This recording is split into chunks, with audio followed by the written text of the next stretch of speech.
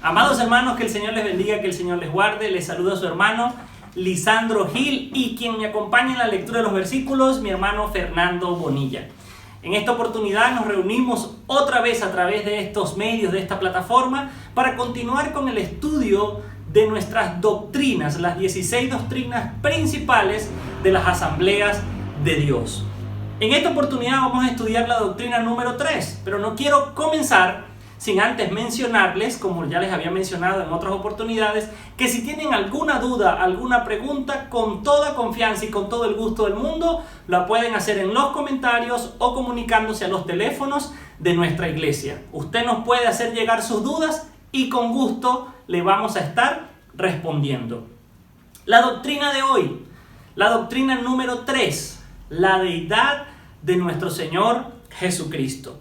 En la doctrina número 1 ya habíamos estudiado la inspiración de las Sagradas Escrituras, donde nosotros afirmamos nuestra fe. La Biblia es nuestra única regla infalible, nuestro manual de fe y conducta. Y la doctrina número 2, el único y verdadero Dios. Ahora vamos con la doctrina número 3, la deidad de nuestro Señor Jesucristo. ¿Por qué es importante esta doctrina? Esta doctrina es sumamente importante, principalmente para nosotros, porque nosotros profesamos ser cristianos.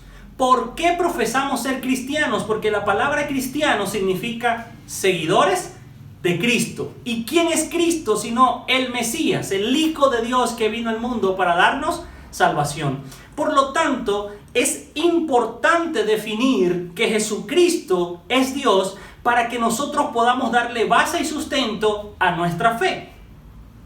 Nosotros, al hablar de la deidad de nuestro Señor Jesucristo, creemos que el Señor Jesucristo es el eterno Hijo de Dios, que se hizo hombre, nació por obra del Espíritu Santo, vivió una vida sin pecado, murió por nosotros, resucitó y fue exaltado a la diestra de Dios. Cuando se habla de la deidad del Señor Jesucristo, se hace referencia a su esencia o naturaleza divina, es decir, que Él es Dios. El Señor Jesucristo es la única persona que posee estas dos naturalezas. Una naturaleza 100% divina, porque es 100% Dios, y una naturaleza 100% humana, porque sin embargo fue total y completamente hombre y padeció todo lo que un hombre pueda padecer. La Biblia, la palabra de Dios, nos proporciona muchas pruebas acerca de la deidad de nuestro Señor Jesucristo.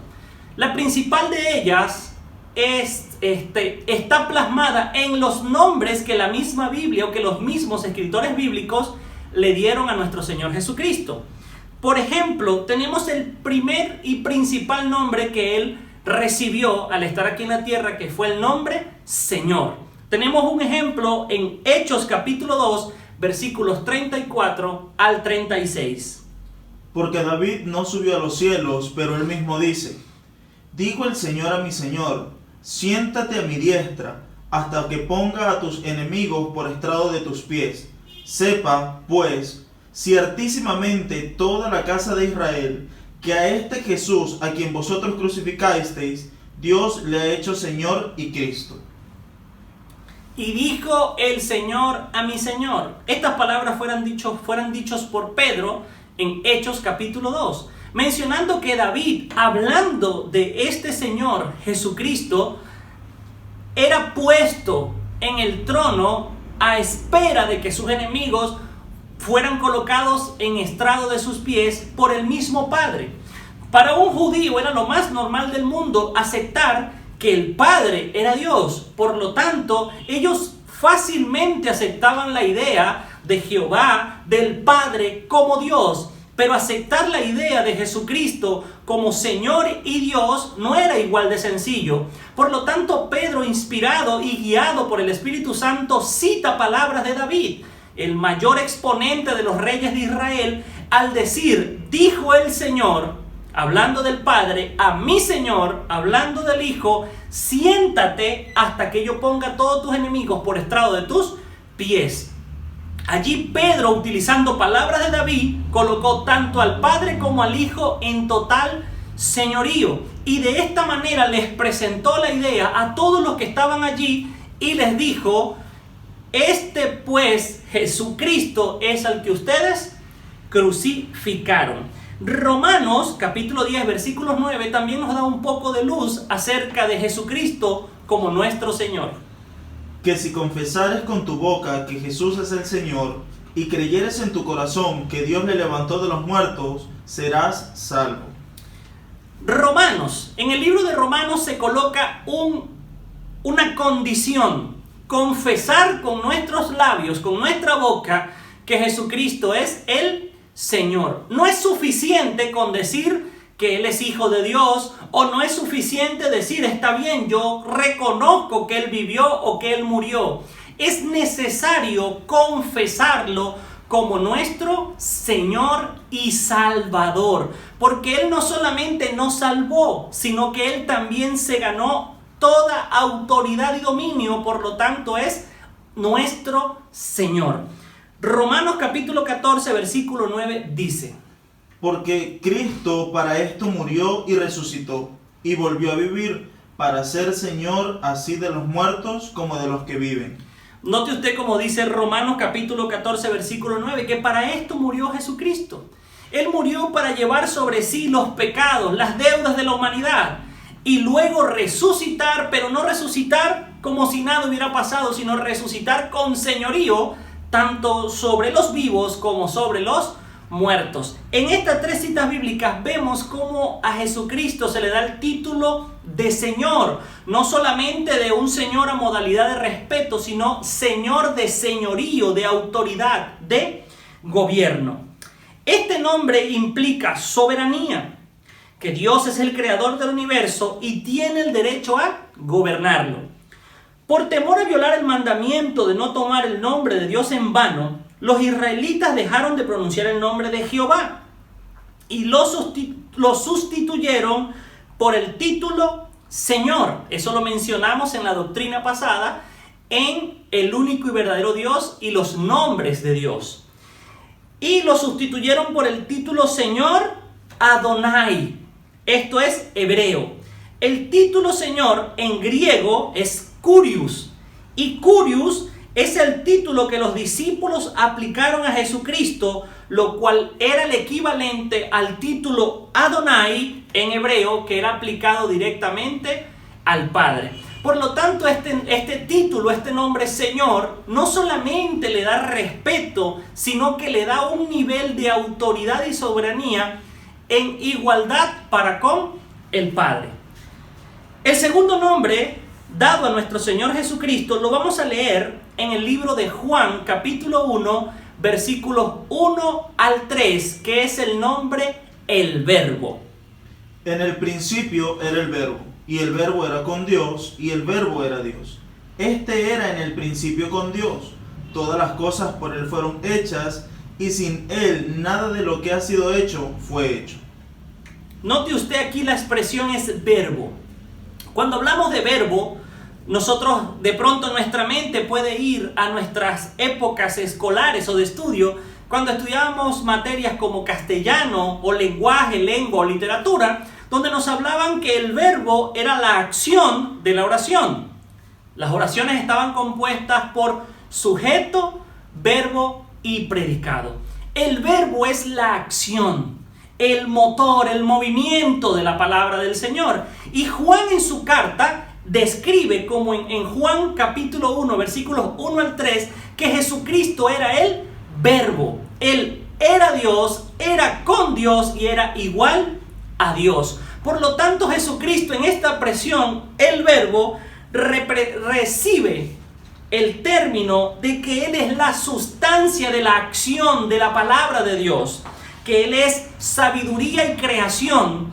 Y dice la Escritura también que Él es creador y sustentador de todas las cosas. El término verbo lo vamos a entender un poco más leyéndolo también junto con el contexto de lo que es Colosenses capítulo 1, versículos 15 al 17.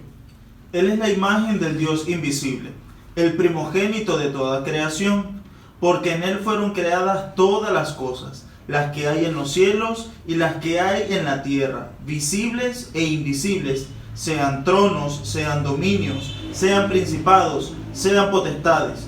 Todo fue creado por medio de él y para él. Y él es antes de todas las cosas, y todas las cosas en él subsisten. Todas las cosas fueron creadas por medio de él y para él. Cuando leemos esta expresión en Colosenses, todas las cosas fueron creadas por medio de él y para él, la Escritura nos está mostrando que Jesucristo es Dios mismo creador. Por eso cuando Juan escribe que él era el Verbo, le da a Jesucristo esa autoridad, esa autonomía, ese poder sustentador y creador que luego Pablo describe perfectamente en Colosenses capítulo 1 versículos 15 al 17. Otro título que recibió nuestro Señor Jesucristo, que también causó polémica en su momento, pero que habla de su naturaleza divina, es Hijo de Dios. Lucas capítulo 1 versículos 35 dice: Respondiendo el ángel le dijo: El Espíritu Santo vendrá sobre ti, y el poder del Altísimo te cubrirá con su sombra, por lo cual también el santo ser que nacerá será llamado Hijo de Dios. El ángel le dice a María: el Espíritu Santo vendrá sobre ti y te cubrirá, y entonces engendrarás un hijo, y ese niño será llamado Hijo de Dios. Juan 3:16 también nos habla acerca de la paternidad de Dios sobre Jesucristo como su Hijo. Juan 3:16 dice: Porque de tal manera amó Dios al mundo, que ha dado a su Hijo unigénito, para que todo aquel que en él cree no se pierda, mas tenga vida eterna. Porque de tal manera amó Dios al mundo que nos dio, envió a su Hijo unigénito. Cuando la expresión bíblica unigénito se menciona, hace referencia a que Jesucristo fue el único formado por Dios en el vientre de una mujer, en este caso de María. Por lo tanto, Jesucristo no fue concebido de manera natural, como son concebidas todas las personas con un padre y una madre naturalmente humanos, sino que en Jesucristo Dios mismo lo colocó en el vientre de María. Por lo tanto, él nace con el título Hijo de Dios. Así como Hijo de Hombre nos habla de la humanidad de Jesucristo, Hijo de Dios nos habla de su deidad. El Señor Jesucristo no es un Hijo de Dios en el sentido en el cual lo somos todos los cristianos. ¿Qué dice la Escritura acerca de nosotros? Que nosotros somos adoptados por el Señor, que cuando recibimos a Jesucristo, recibimos la potestad de ser llamados hijos de Dios. Nosotros recibimos la potestad, somos adoptados, somos hijos de Dios por adopción, pero Jesucristo es hecho y formado por Dios. La Biblia nos presenta al Señor como el Hijo de Dios. Su relación con Dios el Padre es única. Él es el Hijo unigénito de Dios. Nosotros fuimos creados por Dios, pero el Señor Jesucristo fue engendrado. El escritor del libro de los Hebreos nos dice: Dios, habiendo hablado muchas veces y de muchas maneras en otro tiempo a los padres por los profetas, en estos postreros días nos ha hablado por el Hijo, a quien constituyó heredero de todo, y por quien asimismo hizo el universo, el cual, siendo el resplandor de su gloria y la imagen de su sustancia, y quien sustenta todas las cosas con las palabras de su poder. Note usted que Jesucristo tiene unas características que nadie más tuvo. Algunas personas pudieran decir: claro, pero es que Adán también fue creado por Dios. La diferencia entre Adán y Jesucristo es que Adán fue hecho del polvo de la tierra y le fue soplado en sus narices espíritu de vida. Pero Jesucristo fue engendrado directamente en el vientre de María. ¿Y cuáles son las características que tiene Jesucristo que no tuvo Adán? Note usted: heredero de todo, por quien asimismo hizo el universo, el cual, siendo el resplandor, imagínese usted ese nombre, resplandor de su gloria y la imagen de su sustancia y quien sustenta todas las cosas con la palabra de su poder. Esos son atributos y características que nunca tuvo ni podrá tener un hombre natural. Solamente Jesucristo, engendrado por Dios, siendo un hombre, heredó todas las cualidades de su Padre, resplandor de su gloria, esencia de su sustancia y la palabra de su poder. Como lo antes expuesto, estableces una diferencia enorme entre los profetas, los patriarcas y el Hijo. No es igual hablar de Moisés, hablar de Abraham, como hablar de Jesucristo. Abraham, un hombre excepcional en su manera de vivir una relación con Dios, tanto así que fue considerado amigo de Dios. Moisés, el más grande de todos los profetas mencionados por el pueblo judío, pero ni siquiera ellos, con todos los atributos, cualidades o cosas buenas que pudieran haber hecho, se asemejan en nada a Jesús como Hijo de Dios. Jesús como Hijo de Dios es Señor por excelencia, el mensajero directo de Dios. Cuando hablamos acerca del mensajero directo de Dios, hacemos cita en el Antiguo Testamento cómo el Hijo de Dios se manifestaba como conocido en el Antiguo Testamento como el ángel de Jehová, mensajero directo de Dios para tratar con la humanidad. El Señor Jesucristo es, junto con el Padre, el creador del universo. La misma palabra lo dice, por quien asimismo hizo el universo. Lo dice el libro de Hebreos, capítulo 1, versículos 1 al 3. Jesucristo es el heredero de Dios. También lo dice Hebreo. Jesucristo es el heredero de todo poder, de toda autoridad, de todo dominio, de todo lo creado.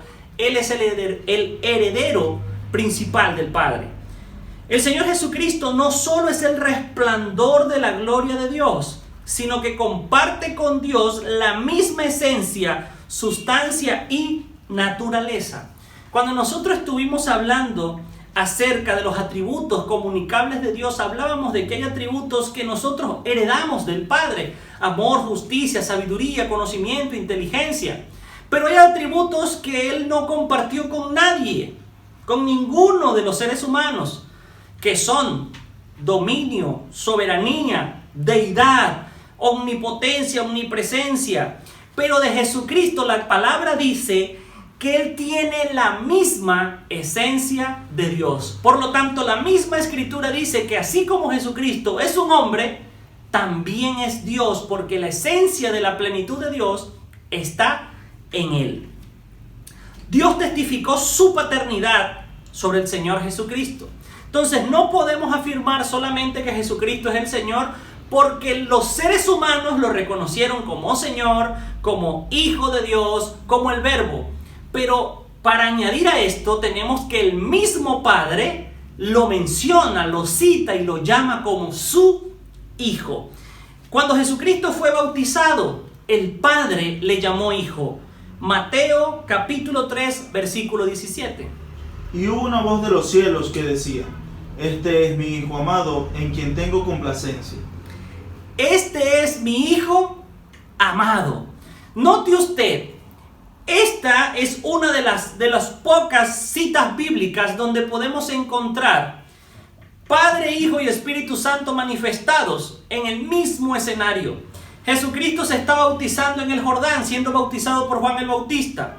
Y estando Él en las aguas del bautizo, el Espíritu Santo desciende en forma como de paloma, y una voz habla desde los cielos, dentro de las nubes, y es el Padre diciendo: Este es mi Hijo amado, en quien yo tengo complacencia. El mismo Padre habló delante de multitud de testigos diciendo que Jesús era su Hijo.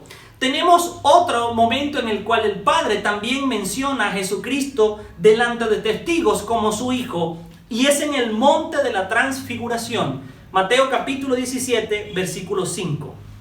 Mientras él aún hablaba, una nube de luz los cubrió, y he aquí una voz desde la nube que decía: Este es mi Hijo amado, en quien tengo complacencia, a él oíd.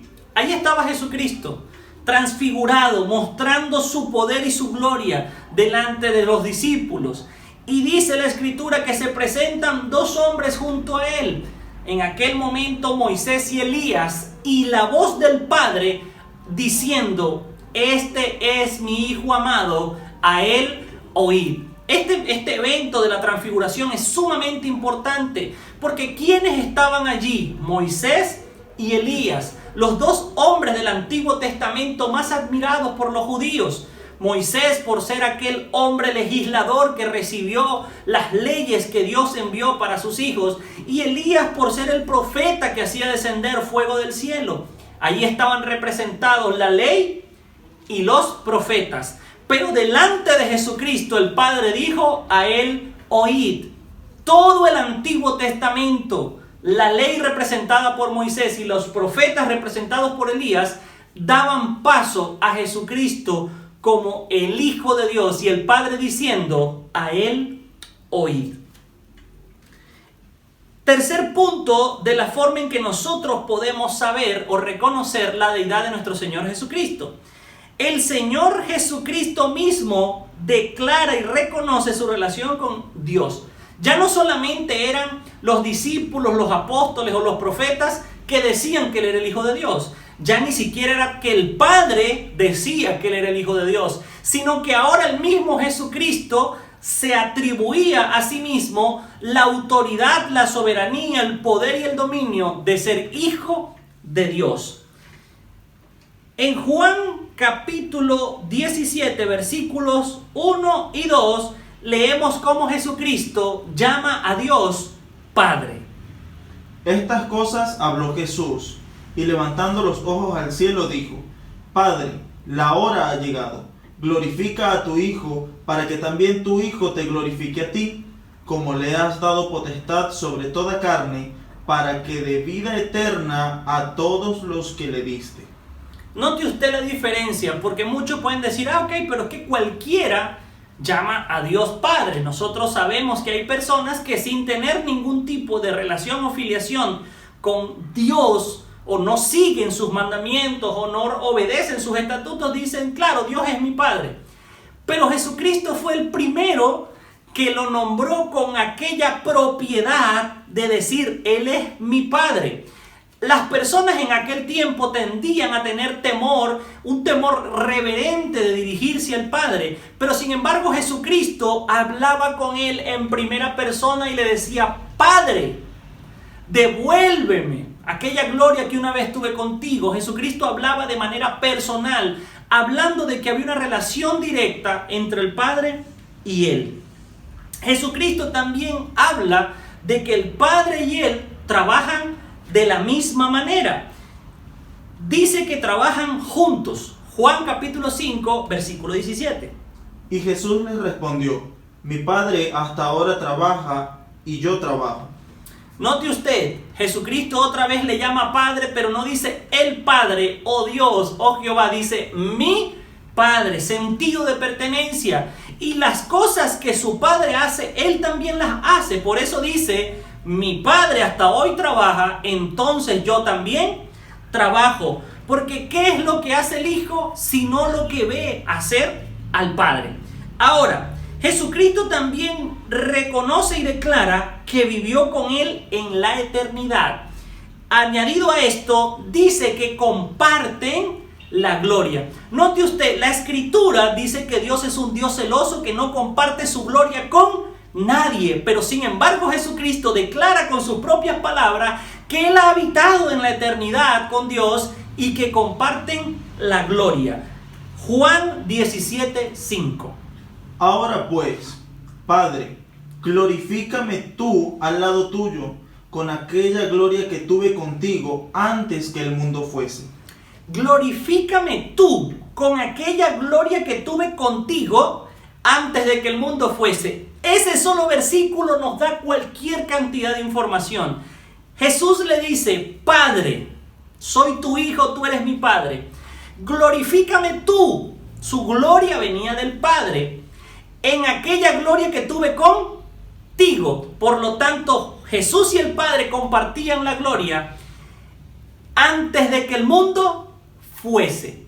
Note usted cuando Jesucristo dice eso, antes de que el mundo fuese. Si la Biblia dice en Génesis capítulo 1, versículo 1, en el principio fueron creados los cielos y la tierra, Jesucristo está diciendo que antes de Génesis 1:1, antes de que todo existiera, ya Jesús y el Padre eran uno y compartían la gloria en la eternidad.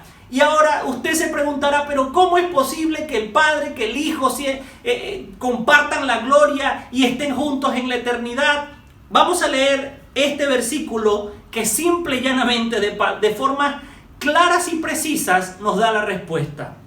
Juan capítulo 10, versículo 30 dice: yo y el Padre uno somos. Jesucristo no le da muchas vueltas. Jesucristo dice: el Padre y yo y el Padre somos uno. Note usted lo que significa la unidad de Dios. Ya habíamos leído versículos antes que Jesucristo, estando en las aguas del bautismo, el Padre estaba en los cielos. El Espíritu Santo descendía en forma como de paloma y Él estaba en las aguas del bautismo siendo bautizado por Juan el Bautista. Pero sin embargo Él dice: el Padre y yo somos uno. Y esto es una de las citas bíblicas que le da más fundamento a la Trinidad de Dios. No porque podamos ver a Jesucristo en el agua, la voz del Padre en las nubes y el Espíritu Santo descendiendo como paloma, podemos decir que ellos están separados o divididos. A pesar de que los podamos ver en acción, a los tres, ellos son uno solo. Testimonio acerca de Jesucristo como Hijo de Dios. Tenemos testimonios en el Antiguo Testamento y en el Nuevo Testamento de los profetas. En el Antiguo Testamento, Isaías capítulo 9, versículo 6. Porque un niño nos es nacido, hijo nos es dado, y el principado sobre su hombro, y se llamará su nombre admirable, consejero, Dios fuerte, Padre eterno, príncipe de paz. Note usted lo que dice Isaías. Un niño nos es dado, un niño nos es nacido. ¿Y cuáles son los títulos que le da Isaías? Admirable, Dios fuerte, Padre eterno y príncipe de paz. Eso en el caso de Isaías. Zacarías también menciona a Jesucristo. Zacarías capítulo 14, versículo 5. Y huiréis al valle de los montes, porque el valle de los montes llegará hasta Azal. Huiréis de la manera que huisteis por causa del terremoto en los días de Usías, rey de Judá, y vendrá Jehová mi Dios, y con él todos los santos. Note usted la particularidad de Zacarías. Cuando nosotros leímos la doctrina pasada, el único y verdadero Dios, hablamos de que Jehová es el nombre personal de Dios. Pero Zacarías, siglos antes que naciera Jesucristo, habla de él, específicamente profetizando acerca de su segunda venida, donde vendrá él con todos sus santos en cabalgaduras de caballos blancos. Pero Zacarías va un paso más allá.